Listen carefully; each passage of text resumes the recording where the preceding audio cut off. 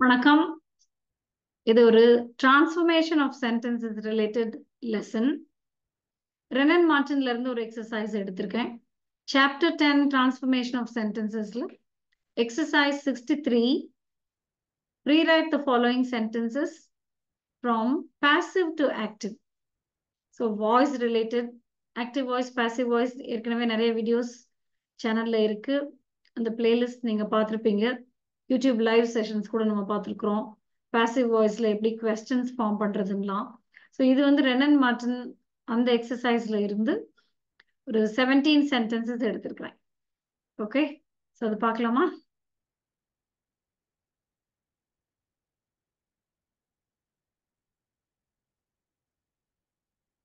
யா, exercise 63 உங்களுக்கு Wren and Martin book இருந்துச்சுன்னா நீங்க அதை ரெஃபர் பண்ணிக்கலாம். Passive to active voice. எப்பயும் நிறைய பேருக்கு ஆக்டிவ் டு பாசிவ் வாய்ஸ் ஈஸியா இருக்கும். ஆனால் பாசிவ்ல இருந்து ஆக்டிவ் மாத்துறதுக்கு கஷ்டமா இருக்கலாம். ஸோ இந்த எக்ஸசைஸ் நீங்க பண்ணி முடிக்கும் போது பாசிவ் டு ஆக்டிவும் ரொம்ப ஈஸி ஆயிரும். Right, we begin. ஸோ ஜென்ரலா நம்ம ஆக்டிவ் வாய்ஸ்ல சப்ஜெக்ட் verb ஆப்ஜெக்ட்னு இந்த ஒரு பேட்டர்ன் இருக்கும்போது ஆக்டிவ் வாய்ஸ்ல இருக்கிற சப்ஜெக்ட் தான் பாசிவ் வாய்ஸ்ல ஆப்ஜெக்ட் ஆயிருது. ஆக்டிவ் வாய்ஸ்ல இருக்கிற ஆப்ஜெக்ட் பாசிவ் வாய்ஸ்ல சப்ஜெக்ட் ஆயிருது. ஸோ சில நேரம் ஆப்ஜெக்ட் இல்லாமலாம் இருக்கும் பாசிவ் வாய்ஸ்ல. அப்போ நம்மளாவே அந்த ஒரு சப்ஜெக்டை நம்ம இன்ட்ரடியூஸ் பண்ணிக்கலாம். ஏன்னா அந்த ஆப்ஜெக்ட் தானே நம்ம ஆக்டிவ்ல சப்ஜெக்டா போடணும். இது ஒரு நார்மல் சென்டென்ஸ் எழுதியிருக்கேன். தே ரோட் தி எக்ஸாம். இது ஆக்டிவ் டு பாசிவ் தான் எழுதியிருக்கேன். ஓகே, ஸோ இந்த எஸ்விஓ இதை சொல்றதுக்காக தான் ஆக்டிவ்ல இருக்கிற சப்ஜெக்ட் பாசிவ்ல ஆப்ஜெக்ட் ஆயிருது. ஆக்டிவ்ல இருக்கிற ஆப்ஜெக்ட் பாசிவ்ல சப்ஜெக்ட் ஆயிருது. ஓகே, இது ஒரு பேசிக் அண்டர்ஸ்டாண்டிங். இந்த அண்டர்ஸ்டாண்டிங் வேணும். ஆக்டிவ் டு பாசிவ் டிரான்ஸ்ஃபர்மேஷன் பண்ணாலும் பாசிவ் டு ஆக்டிவ் பண்ணாலும் இந்த ஒரு அண்டர்ஸ்டாண்டிங் வேணும். verb ஃபார்ம்ஸை பத்தி ஒரு நல்ல நாலேஜ் இருக்கணும். பாசிவ் ஃபார்ம்ல எப்பயுமே நம்ம என்ன சொல்லுவோம்னா be form of the verb ஓட பாஸ்ட் பார்ட்டிசிபிள் போடணும். அதுதான் பாசிவ் ஃபார்மே. So it is the verb form. Okay, so இங்க வாஸ் தான் பி ஃபார்ம், இந்த written தான் பாஸ்ட் பார்ட்டிசிபிள். ஸோ இதை நம்ம இப்போ ஒரு சென்டென்ஸாக பார்க்கும்போது உங்களுக்கு இன்னுமே நல்லா கிளியரா புரிய ஆரம்பிச்சிடும். டென்ஸை மாத்திரவே கூடாது. எப்பயுமே ஆக்டிவ் டு பாசிவோ பாசிவ் டு ஆக்டிவோ என்ன டென்ஸ் கொடுத்துருக்கோ அந்த டென்ஸை நம்ம அப்படியே எழுதணும். மீனிங்கை மாத்திரக்கூடாது. இது ரெண்டுமே ரொம்ப ரொம்ப முக்கியமான விஷயங்கள். Okay, shall we start? Change the following sentences into the active form. The letter was written by the clerk. So இதே மாதிரி ஒரு was writtenங்கிற ஒரு சென்டென்ஸ் தான். அதனால நீங்க இது ஈஸியாவே எழுதிடலாம். ஸோ இங்க the clerk தான் ஆப்ஜெக்ட். ஸோ அதை நம்ம சப்ஜெக்டா கொண்டு வரணும். the clerk. ஸோ இந்த வேர்டோட pronunciation British pronunciation clerk, American pronunciation clerk. So ரெண்டுமே கரெக்ட் தான். கிளார்க்னு சொல்லலாம், கிளர்க்னு சொல்லலாம். ஓகே, கிளார்க் கிளர்க் ரெண்டுமே கரெக்ட் தான். வெறும் வவல் சவுண்ட் மட்டும் எழுதியிருக்கிறேன். The clerk wrote the letter. Was written past tenseல இருக்கு. இப்போ நம்ம past tense active formல எழுதுறோம். The clerk wrote the letter. Okay, this one is easy, right? நிறைய சென்டென்சஸ் ஈஸியா தான் இருக்கும். ஒன்று ரெண்டு சென்டென்சஸ்ல கொஞ்சம் வேற விஷயங்களும் நீங்க லேர்ன் பண்ற மாதிரி இருக்கலாம். So this is the active form. The next sentence. Without effort, nothing can be gained. So இங்க வந்து பையே காணும். Gained by whomனு கொடுக்கல. ஏன்னா அது தேவையில்லை. It's irrelevant. It's understood, right? பொதுவாகவே எல்லாருக்குமே புரிஞ்ச ஒரு விஷயம் தான். ஸோ நம்ம ஆனால் ஆக்டிவ்ல எழுதுறதுக்கு ஒரு சப்ஜெக்ட் கட்டாயம் தேவை. இப்போ நம்மளாவே ஒரு சப்ஜெக்டை இன்ட்ரடியூஸ் பண்ணணும். யூ போடலாம், இல்லை வி போடலாம். கேன் பி கெயின்ட தான் நம்ம வந்து கேன் கெயின்னு ஆக்டிவ் ஃபார்ம்ல மாற்றணும். சப்ஜெக்ட் நம்ம எதுனாலும் போடலாம். You can gain you can gain nothing without effort. இல்ல we போட்டு we can gain nothing without effort. இல்ல they போட்டு they can gain nothing without effort. Renner Martin அந்த ஆன்சர்ஸ்ல பாத்தீங்கன்னா ஒன்னு கொடுத்துருக்கோம். ஸோ விதவுட் எஃபர்ட்டை வச்சே ஆரம்பிச்சு without effort one can gain nothing அதுதான் ஆன்சர் கொடுத்துருக்கோம். நம்ம இப்படியும் எழுதலாம். ஒன்னுங்கிறது it just applies to everybody. ஒரு ஜெனரல் ட்ரூத் மாதிரி சொல்ற மாதிரி இருக்கும். ஓகே, ஸோ வேர்ப் ஃபார்மை தான் நீங்க ரொம்ப கவனமா பார்க்கணும். கேன் பி கெயின்டு இருக்கும்போது கேன் கெயின் ஆக்டிவ் ஃபார்ம்ல மாற்றணும். I was struck by his singular appearance. I was struck. So in the struck na impressed ன்னு அர்த்தம். Okay. I was impressed by his singular appearance. Singular na extraordinary. Not common, not ordinary. Okay. சிங்குலருக்கு அந்த ஒரு அர்த்தமும் இருக்கு. நம்மளுக்கு எப்பயுமே singular ப்ளூரலே கேட்டு பழகி இருப்போம். ஓகே, ஸோ இந்த மீனிங்கை நீங்க தெரிஞ்சுக்கலாம். அவனோட அப்பியரன்ஸ் ஆர்டினரியா இல்ல, எக்ஸ்ட்ராடினரியா இருந்ததுனாலதான் I was impressed. Now does it make sense? இப்ப நீங்க ஆக்டிவ் ஃபார்ம்ல எழுதும் போது his singular appearance அதுதான் சப்ஜெக்டா போடணும்.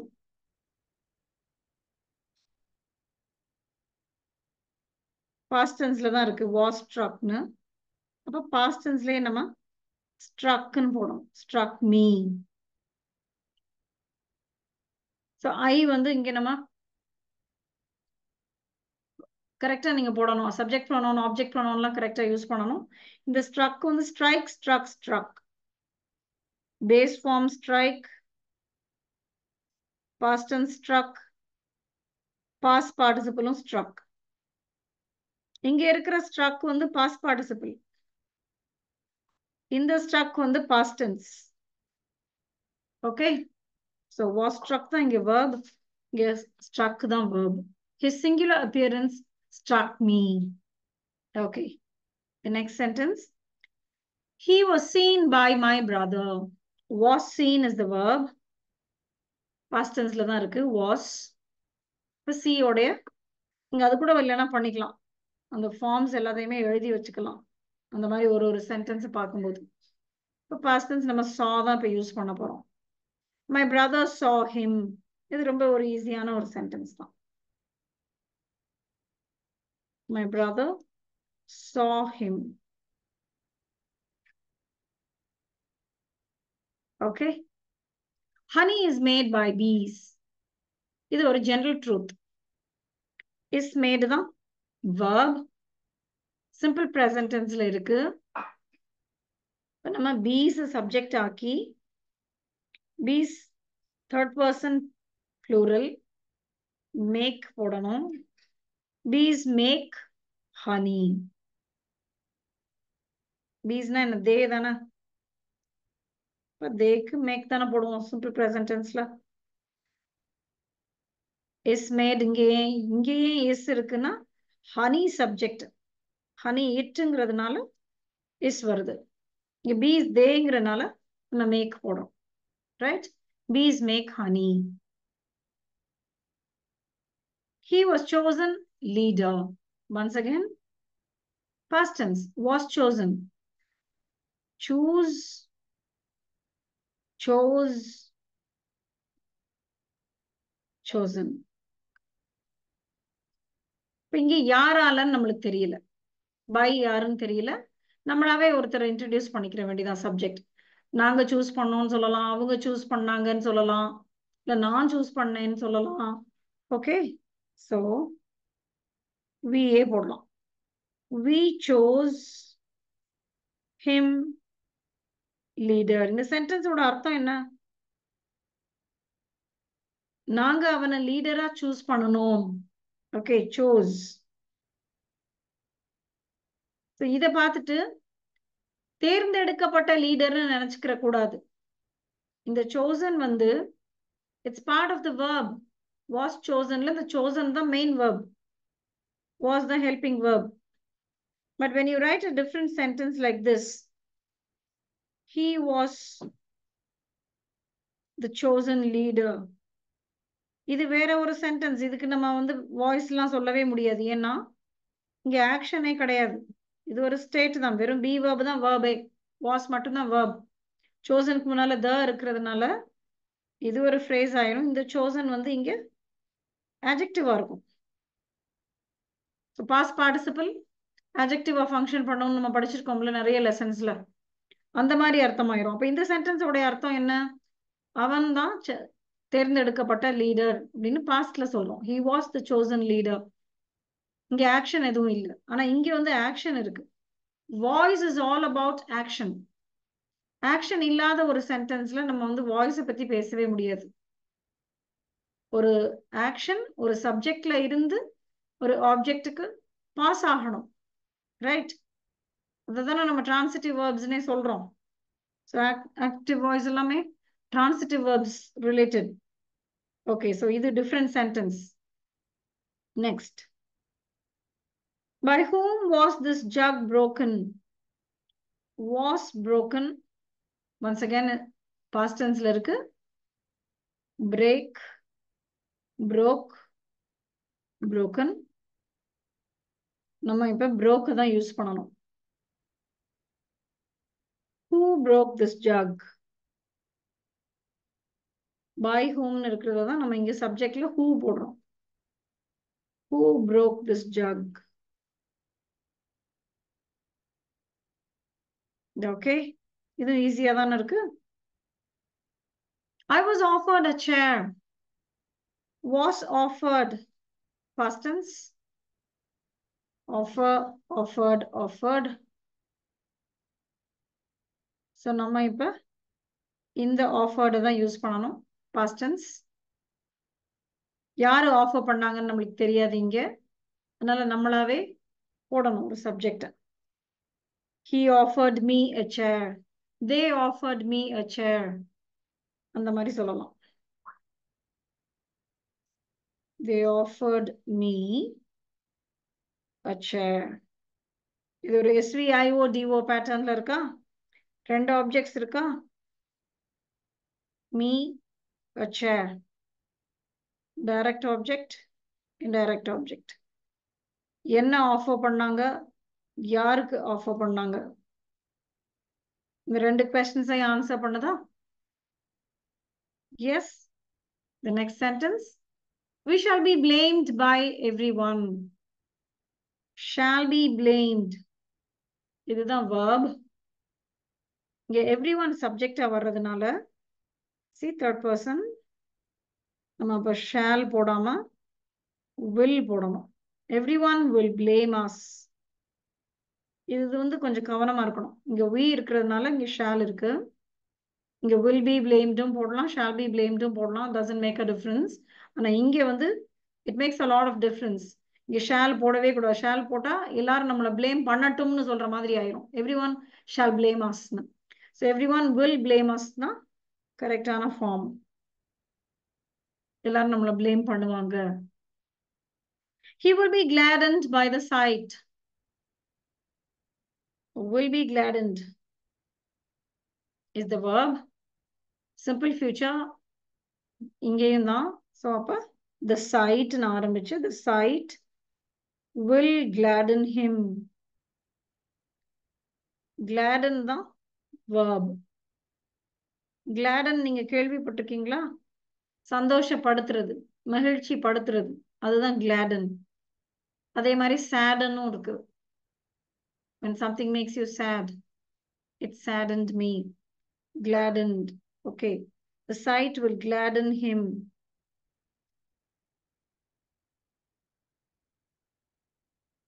Okay. Next. My watch has been stolen. இங்கேயும் யாரால திருடப்பட்டதுன்னு இல்ல. அது முக்கியமும் இல்லைன்னு பார்த்திருக்கோம். நம்ம வந்து passive voiceல ஒரு யூஸ் என்ன பார்த்திருக்கோம்னா when the action is more important than who did it, அப்ப நம்ம passive voice prefer பண்ணுவோம். இங்க வந்து வாட்ச் திருடு போன விஷயம் தான் முக்கியம், யார் திருடினாங்கிறத விட. அப்ப இந்த விஷயத்தையே நம்ம பாசிவ் வாய்ஸ்ல சொல்றதுதான் பெட்டர். பட் ஆக்டிவ்ல இருந்தாலும் பரவாயில்ல, அது தப்பு கிடையாது. ஆக்டிவ்லயும் சொல்லலாம். இப்ப நம்ம ஓகே யா ஜஸ்ட் ரெட் யா இப்ப நம்ம someoneன்னு போடலாம். யாரோ திருடிட்டாங்க. someone has stolen my watch.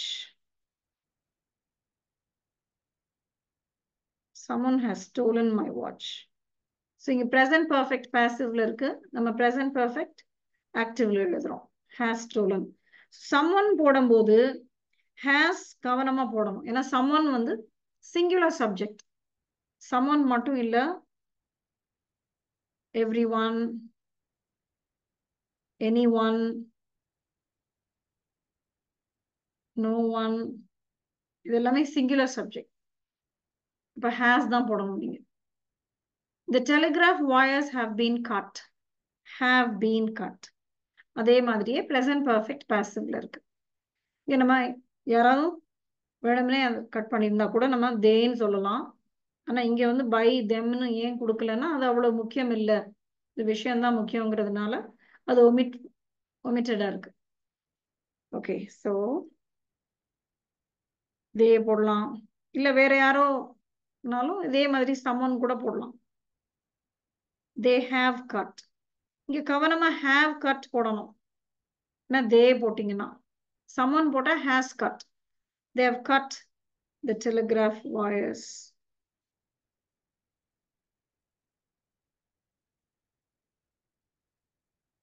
Okay, next. This question will be discussed at the meeting tomorrow. Will be discussed simple future passive. யாரு டிஸ்கஸ் பண்ணுவோம்னு இதுல இல்ல, நம்ம weன்னு சொல்லிக்கலாம். We will discuss this question at the meeting tomorrow.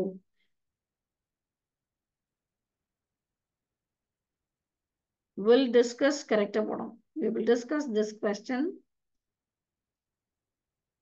at the meeting tomorrow. இது நீங்க எல்லாம் note புக்ல அந்த மாதிரி சென்டென்சஸ் எழுதி வச்சுக்கிட்டீங்கன்னா நல்லது. நீ எழுதுறப்ப எடுத்துக்கிற டைம் தான் லேர்னிங் டைமே. சும்மா நம்ம லிசன் பண்ணிட்டு போறப்ப புரியுற மாதிரி இருக்கும், அப்புறம் கொஞ்ச நேரம் கழிச்சு புதுசா இருக்க மாதிரி இருக்கலாம். Okay, so it's good to write down all these sentences in a notebook and then revise them later. Why should I be suspected by you? Should be suspected. Should be suspected தான் இங்க verb. இங்க you இருக்கா, அந்த you தான் நம்ம இப்ப subject ஆக்க போறோம். Why should you suspect me? நீ ஏன் என்னை சந்தேகப்படணும்? should suspect. should be suspected தான் should suspect இருக்கு. can be gained, can gain எழுதணும்ல, அதே மாதிரி modal auxiliaries வரும்போது நம்ம the can, should, must அதெல்லாம் நம்ம அப்படியே வச்சுட்டு beயும் past participle போடுறோம். Next, he will be greatly surprised if he is chosen. இந்த சென்டென்ஸ் நீங்க கொஞ்சம் நல்லா கவனமா பார்க்கணும். இங்க நம்ம is chosen இருக்குல்ல, இதைதான் நம்ம வந்து பாசிவா அண்டர்ஸ்டாண்ட் பண்ணிட்டு இதைதான் நம்ம ஆக்டிவா மாத்த போறோம். இதுல வந்து will be மட்டும் நம்ம வேர்பாவும் இதை adjectiveஆவும் பார்க்கலாம். ஆச்சரியப்படுவான், அவனை வந்து நம்ம சூஸ் பண்ணோம்னா அவன் ஆச்சரியப்படுவான். He will be greatly surprised if he is chosen. இப்ப நம்ம அது அப்படியே he will be greatly surprised அது அப்படியே வச்சிட்டு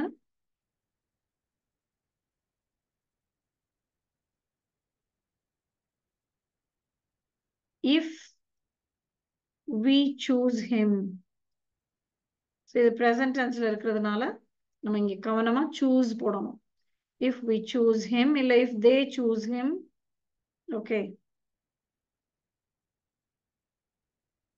நீங்க இதையும் வந்து ஏன் பாசிவ்னு நம்ம எடுத்துக்கிட்டு இதையும் மாத்தக்கூடாது அப்படின்னு கேட்டா it போட்டு it will greatly surprise him if they choose him அந்த மாதிரி எழுதுற மாதிரி இருக்கும். See, let me also write that sentence. It will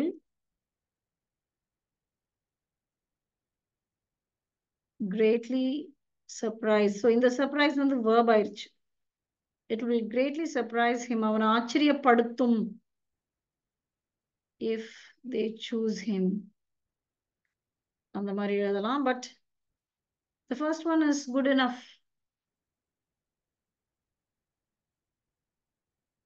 Okay. Sorry. The ship was set on fire and abandoned by the crew. So இங்க was set, the abandoned மே இங்க was இருக்கிற மாதிரி அர்த்தம். It's understood. திருப்பி ஒரு தடவை repeat பண்ணாம இங்க omitted இருக்கு. By the crew. So இங்க crew தான் subject எடுத்து நம்ம the crew இங்க object இருக்கு. இங்க நம்ம active formல அது subject போடுறோம். The crew set the fire, set the ship. The crew set the ship on fire and abandoned it. So இந்த abandoned வந்து active form. இங்கேயும் abandoned தான் இருக்கு. ஆனா இது passive formல நம்ம understand பண்ணணும். இந்த was வந்து ரெண்டுக்குமே காமனா இருக்கு. Was set, was abandoned. Okay. So இங்க set active, abandoned active. Active voice, active voice. Right, the last sentence. Number 17.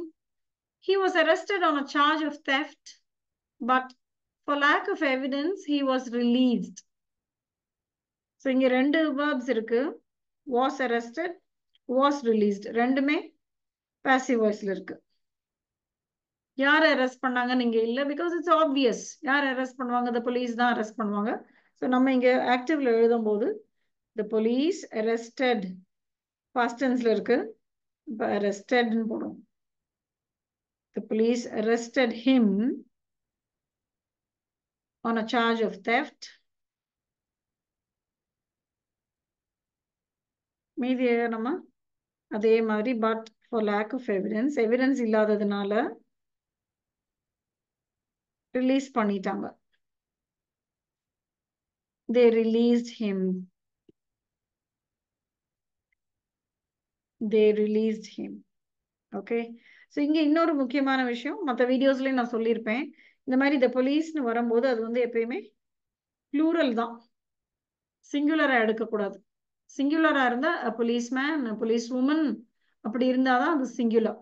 Otherwise இந்த போலீஸ்னு பார்க்கும்போது நீங்க இங்க தே தான் போடணும்.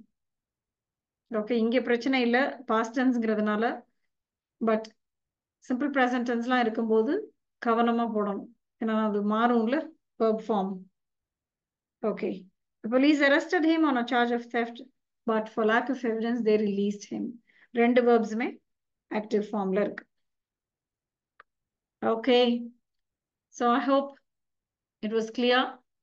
So இங்கே நம்ம டிஸ்கஸ் பண்ண சென்டென்சஸ்ல ஏதாவது ஒரு சென்டென்ஸ்ல ஏதாவது டவுட் இருந்துச்சுன்னா நீங்க காமெண்ட்ஸ்ல கேளுங்க, நான் அவசியம் அதை ரீட் பண்ணிட்டு ஆன்சர் பண்ணுவேன். ஓகே, நீங்களுமே சில சென்டென்சஸ் பாசிவ் ஃபார்ம்ல இருந்து ஆக்டிவ் ஃபார்ம்ல எழுதி காமெண்ட்ஸ்ல ஷேர் பண்ணலாம். Okay, thank you. See you in the next lesson.